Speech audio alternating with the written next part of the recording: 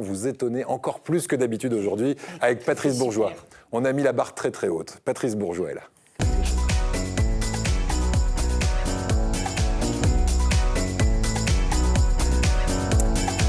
Et on va rappeler que notre chroniqueur scientifique est docteur en génétique. Et aujourd'hui, on est vraiment dans votre domaine. Vous allez nous apprendre aujourd'hui que l'ADN est capable de stocker des données numériques.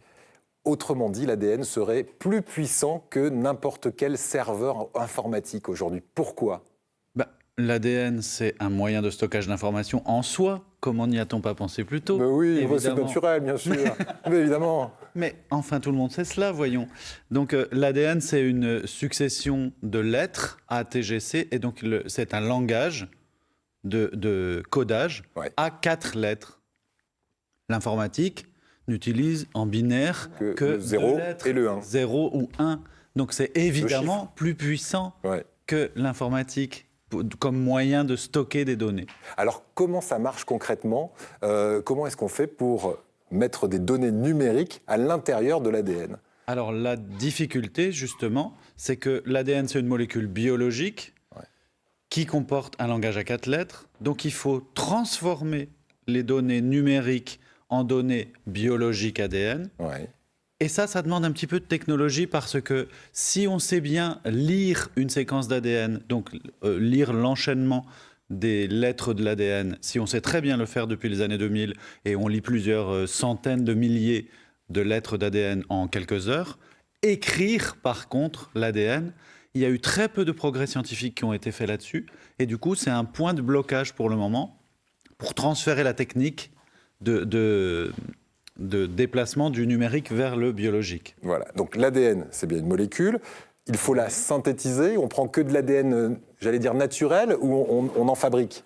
Alors, c'est toujours de l'ADN naturel, c'est ce que je vous ai dit tout à l'heure. C'est toujours une molécule biologique. Il me l'a dit tout à l'heure dans la loge maquillage, mais je remets le doigt dessus parce que c'est pas forcément évident pour tout le monde. C'est de l'ADN de synthèse, donc pour moi, c'est forcément un ADN fabriqué. Mais en fait, parce que pour mettre dedans l'information que l'on désire, il faut transformer des données numériques en données biologiques. Et donc après, on doit écrire cette information, on doit la synthétiser sous forme de molécules d'ADN. Donc forcément, ça reste une molécule biologique, mais dont on a écrit nous-mêmes la séquence. Ok. Voilà. Est-ce que c'est pour demain, ce stockage d'informations dans l'ADN ? Parce que vous m'avez dit, c'est une révolution. Si on y arrive, c'est une révolution parce que dans un data center qui comporte des données gigantesques, eh bien, vous pouvez faire tenir tout un data center, vous m'avez dit, dans 1 centimètre cube, dans une petite pipette.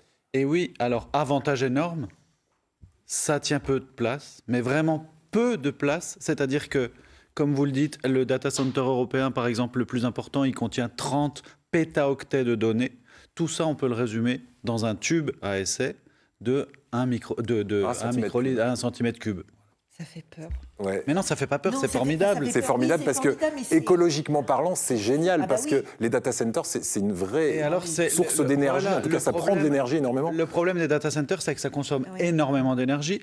Il y en a énormément, de plus en plus, qui occupent de plus en plus d'espace. On est en plus obligé de les construire dans des pays froids parce que l'énergie pour climatiser et pour refroidir les moteurs, ça coûte énormément. Et donc, ils font construire des data centers maintenant dans les pays du Nord, le plus proche des pôles.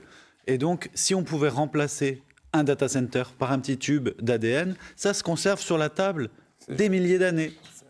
Donc, plus de frais de stockage, ou presque plus d'énergie consommée pour les stocker. Le seul truc, c'est qu'il faut arriver à automatiser entièrement la chaîne depuis l'ordinateur, données numériques, transformer en ADN, donc écrire la séquence d'ADN, la stocker dans un petit tube à essai. Donc ça demande aussi de transformer du stockage solide en matière liquide dans l'eau.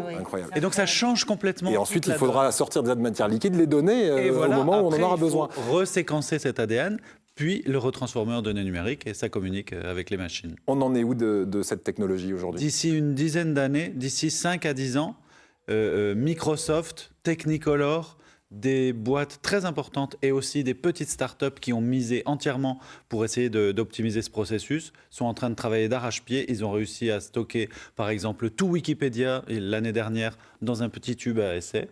Donc ça fonctionne. Ça commence à fonctionner, mais malheureusement, c'est pas encore complètement automatisé. Donc il y a des gens qui se promènent avec des pipettes. C'est pas très pratique. Le but, c'est de tout robotiser, tout automatiser.